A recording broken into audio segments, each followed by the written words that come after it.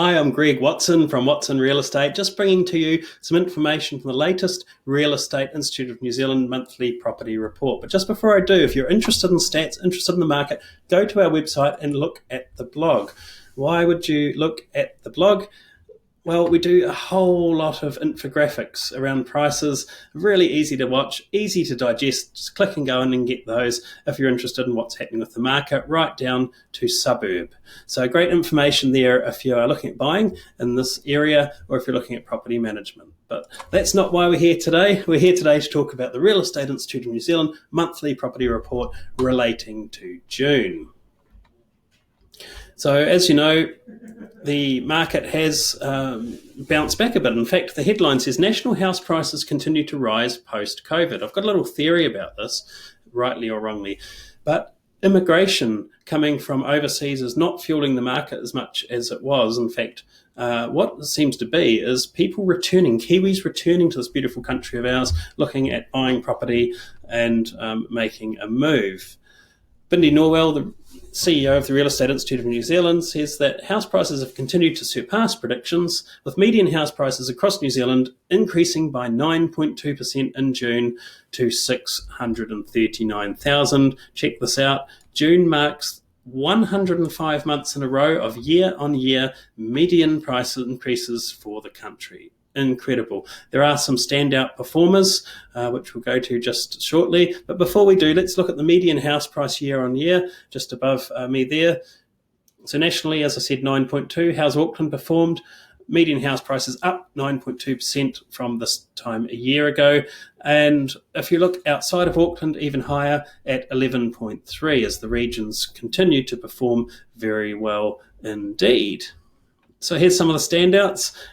This is to do with the sales volumes. The sales volumes were obviously way down from COVID, and it's bouncing right back in the West Coast and Southland. Quite high percentages. Taranaki and Waikato, a lot more selling there as well. So this comment here from Bindi Norwell says, not only did sales volumes return to normal in June, but they were the highest for June month in 4 years, suggesting the impact of lockdown is now well and truly behind the country and people have been able to get on with their sales and purchasing decisions as usual. So let's look at some of these figures here. We'll maybe start with the North Island.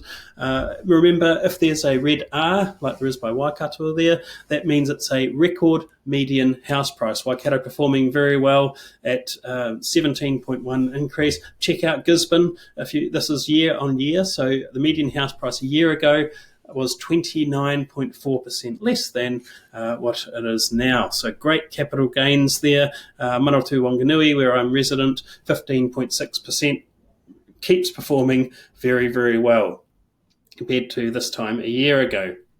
As you can see, there's plenty of up arrows, not any down arrows, so we have to see what happens there. Southland and West Coast has been performing well for quite some time now in terms of median house prices for those people wanting capital gain.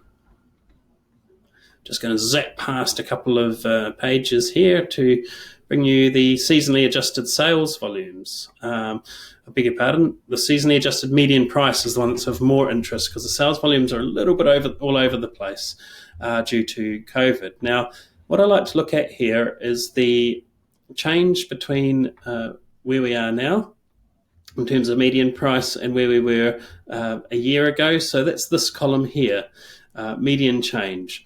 So as you can see, New Zealand up 9.2, and then you can go by location. So hopefully you can read those okay. Gisborne performed the best over that 12-month period, 29.4%. Manawatu Wanganui, 15.6%. These are incredible returns for having property, that the equity growth in property is really quite incredible. Moving on now to Manawatu Wanganui, where I am resident.